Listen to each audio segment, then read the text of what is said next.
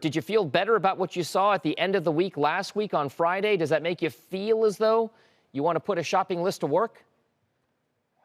Well, Friday was a nice indication because you had earnings season start off with the banks, and banks generally were okay to mix, but the market looked through the negatives and really focused on the positives. So you had a lot of banks rally. So the hope is that earnings season isn't going to be blockbuster, but rather the market is going to take it in stride and look toward the next 6 to 12 months. If that's the case, we're feeling pretty good about stocks. So we would be buying any sort of weakness. We wouldn't chase days like today, but we do think a year from now, stocks are going to be significantly higher. Now's a good time to start to look at playing offense rather than defense. All right, so if it's offense rather than defense, where is the offense that you want to play?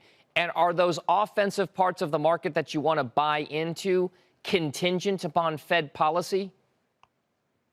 Well, we think inflation is definitely starting to break. The Fed is not going to talk about changing their policy or being less hawkish like next year yet, but we're seeing commodity prices come down. We're seeing labor wage inflation come down. Real estate prices are slowing.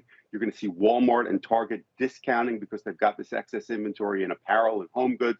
So we think inflation is going to start to go lower. That's going to allow the Fed to be less hawkish next year. That's pretty bullish for stocks. And you want to buy stocks 6 months in advance to really starting to see those numbers turn. We think that's time is about now. All right, so that 6 to 12 month time frame that you're talking about lends itself to what kind of trade? Is it technology and media and communication services, or are you going to stick with kind of what's been working-ish? And I say ish because energy was great for the last 12 months, except for the last maybe 3. So we're expecting rotation. So things like consumer staples, which have done exceptionally well, probably is a source of funds. We'd be putting money into financials, technology, communication services that you just mentioned, some select med technology type companies.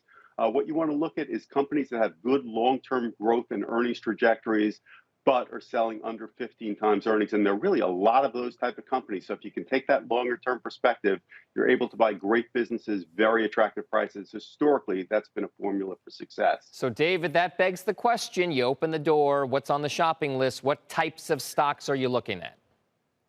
So some fallen growth companies, we like bookings right now. They are a reopening play. The company is down with the NASDAQ sell-off very significantly. The stock sells at about 14 times next year's earnings. Air Products is a very good industrial. It also is a green energy play. You're getting that at a pretty attractive price with almost a 3% yield. FedEx had a very good earnings update about a week or two ago. The stock selling at under 10 times earnings. You have new management who's focused on profitability and improving margins.